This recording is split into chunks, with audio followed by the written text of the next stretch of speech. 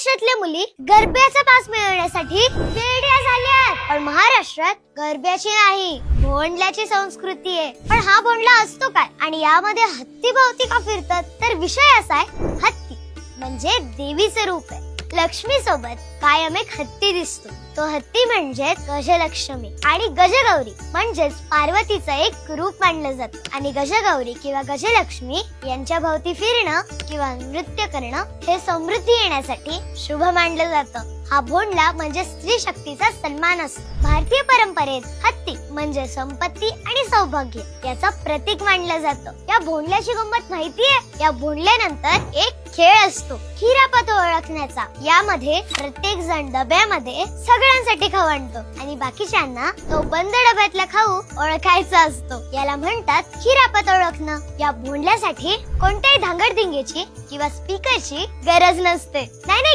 गरबा खेळणं चुकीचं नाहीये, पण त्या नादात आपला भोंडला विसरू नका हे सांगण्याचा आमचा एक छोटासा प्रयत्न आहे. बोला अंबाबाईचा उदय उदय. शार्पनर.